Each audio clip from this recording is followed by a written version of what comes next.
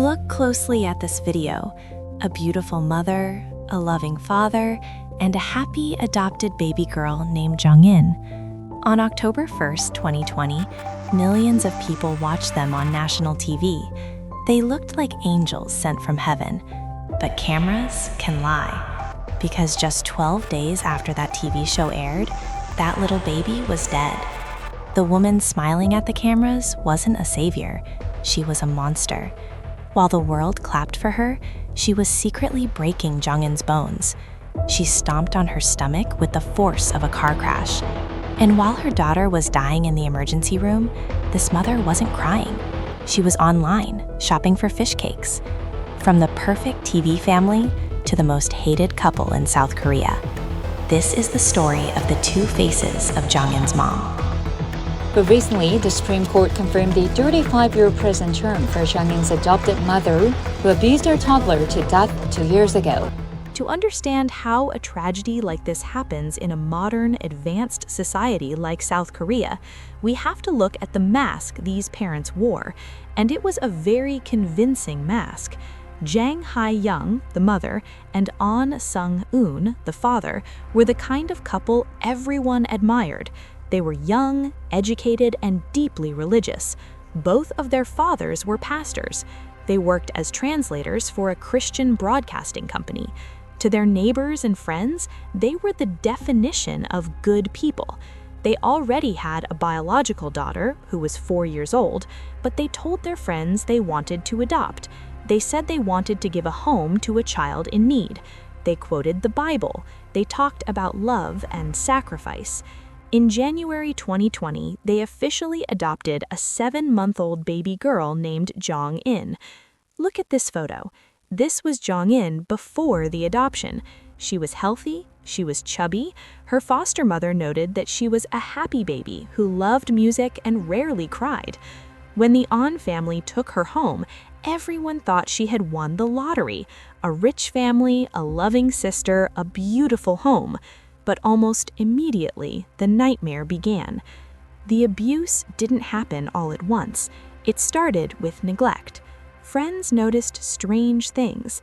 The couple would go out to eat at restaurants. They would be seen feeding their biological daughter expensive meat and pasta.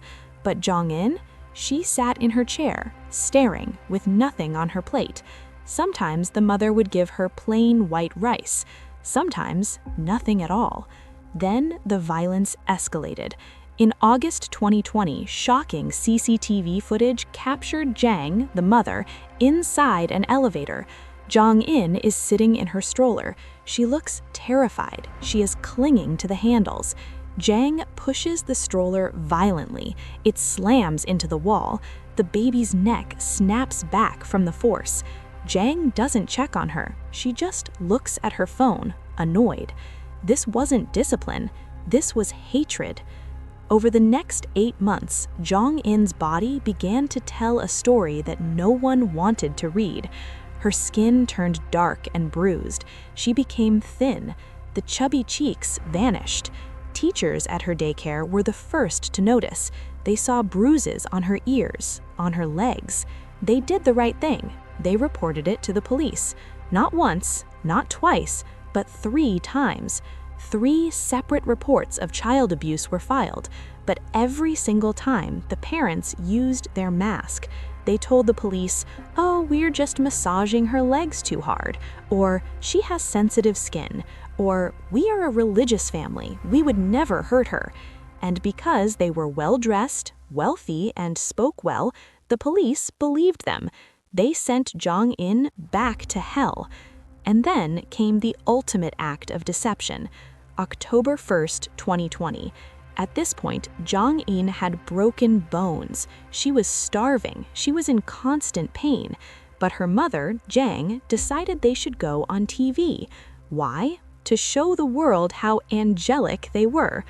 On the show, Jang held the dying child and said, "I wanted to show the world that adoption is not shameful, but something to be celebrated." Jeong-in sat there lifeless. She didn't smile, she didn't cry. She had given up. Viewers thought she was just a calm baby. In reality, doctors later said she was likely in so much pain from internal injuries that she didn't have the energy to cry. October 13th, 2020, the final day. On this morning, the neighbors living directly below the An family apartment heard something disturbing. They didn't hear a cry, they didn't hear a scream, they heard a boom. It was a heavy, dull thud. It was so loud that the neighbor actually ran upstairs to complain.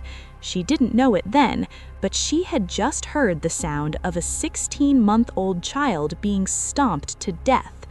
Just minutes before that sound, Jeong, the mother, was doing something unimaginable. She wasn't feeding her starving daughter, she was filming her. She recorded a video on her phone.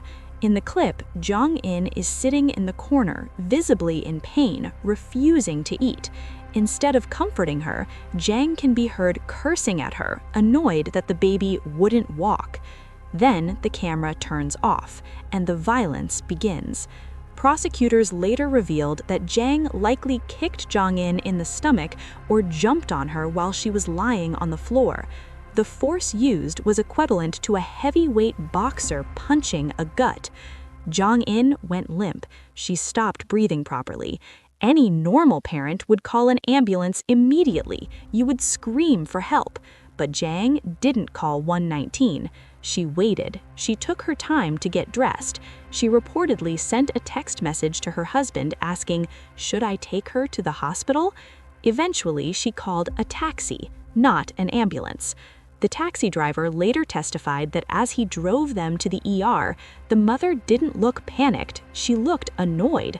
While her daughter was dying in the back seat, Jeong was checking her phone. When they arrived at the Mokdong Hospital ER, the doctors froze. They had seen abused children before, but this was different. Jeong-in was pale, she had no pulse. Her stomach was swollen hard like a balloon. Her body was covered in old and new bruises. The medical team began CPR immediately. They pumped her tiny chest, trying to restart her heart. While the doctors fought to save Jeong-in's wife, Jeong sat in the waiting room. And what was she doing? Was she praying? Was she crying? Investigators later checked her phone history.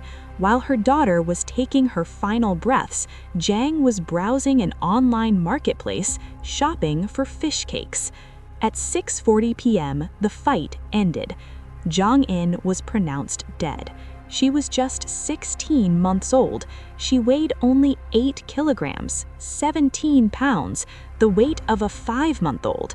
The doctors didn't just sign the death certificate, they immediately called the police. One doctor reportedly shouted, "This is murder." The police arrested Jeong, but to prove murder, they needed to know exactly what happened inside that apartment. They turned to Dr. Nam, one of South Korea's top forensic pathologists. The autopsy results were so horrific that they shocked the entire medical community. First, the bones. Jeong-in had fractures all over her body, her collarbone, her ribs, her arms. Some were fresh, but many were old fractures that had healed on their own without medical treatment. She had been living in agony for months, but the cause of death was in her stomach. Her pancreas, an organ that sits deep inside the body, protected by other organs, was completely severed. It was cut in two. Dr. Nam explained that to break a pancreas, you need immense force. It's not something that happens from a fall. It happens when the stomach is stomped on so hard that the organ is crushed against the spine. The damage was rated on the AIS, abbreviated injury scale. A rating of 3 is serious. A rating of 4 is severe. Jeong-in's injuries were rated a 6. Do you know what else gets a rating of 6? A person who dies in a high-speed car crash without a seatbelt. The force Jeong used on that baby was the same as a car accident. When the news broke, South Korea didn't just get angry, it exploded. This wasn't just child abuse. This was a devil in a mother's mask. The TV show footage went viral. People saw the fake smiles. They saw the lies. The hashtag Sorry Jeong-in began to trend worldwide. But as the police interrogated Jeong, she stuck to her story. "I just dropped her," she said. "I tapped her to discipline her." She denied stomping. She denied killing. She thought she could act her way out of this, just like she acted on TV. But she forgot one thing. The police had recovered her deleted text messages, and they had the CCTV footage. January 2021, the trial of Jong Ha-young began. Usually, child abuse trials in South Korea are quiet, but not this one. Outside the courthouse, a storm was brewing. Thousands of people stood in the freezing snow. They held signs that said "death penalty" and "devil." They weren't just angry, they were heartbroken. A movement had started online, hashtag Sorry Jeong-in. It wasn't just a hashtag, it was a national apology. Celebrities, K-pop stars, and politicians all posted it. Even the president of South Korea spoke up. The message was simple. "We are sorry, Jeong-in. We are sorry that we saw the bruises, we saw the pain, and we did nothing to save you." Inside the courtroom, the mask had finally fallen off. Jong Ha-young, the woman who smiled so brightly on TV, was now weeping. She submitted letter after letter of apology to the judge. She said she was deeply reflected on her actions, but the prosecution wasn't buying her fake tears anymore. Initially, she was charged with child abuse resulting in death. It's a lesser charge, but after seeing the autopsy, the severed pancreas, the broken bones, the prosecutors made a bold move. They upgraded the charge to murder. They argued that when you stomp on a 16-month-old baby's stomach, you aren't disciplining them. You know you are going to kill them. And what about the husband, An Sung-in, the man who stood by her side on that TV show? His defense was simple. "I didn't know." He claimed he was at work. He claimed he didn't know his wife was beating the child. He played the victim, but his phone told a different story. Texts revealed that Jong had sent him messages complaining about the baby. He knew about the bruises. He knew about the starvation. When his wife sent a text saying she wanted to starve Jeong-in, he didn't say, "Stop." He didn't call the police. He did nothing. In the eyes of the public, his silence was just as deadly as her violence.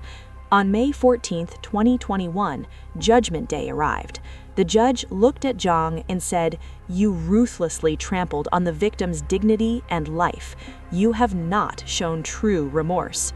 The verdict? Guilty. Jong Ha-young was sentenced to life imprisonment, later reduced to 35 years on appeal. The courtroom erupted, but it wasn't enough for the crowd outside. They wanted her life for the life she took. The husband, An Sung-in, was found guilty of aiding and abetting. He was sentenced to 5 years in prison. Many felt 5 years was an insult. He walked into prison, but he would one day walk out. Jeong-in would never walk again. Jeong-in's death was not in vain. Because of her, the laws in South Korea changed. The Jeong-in Act was passed, making it easier for police to remove abused children from homes immediately. The officers who failed her were disciplined. The system was forced to wake up. But laws cannot bring back the dead. We will never know who Jeong-in would have become. We are left only with the haunting image of that TV show. A mother smiling for the cameras, holding a baby she was slowly killing. It serves as a terrifying reminder. Evil doesn't always look like a monster. Sometimes it looks like a perfect family. Sometimes it goes to church, and sometimes it smiles at you from the television screen. If you see something, say something. A child's life is worth more than a neighbor's privacy. Thank you for watching. Rest in peace, little angel.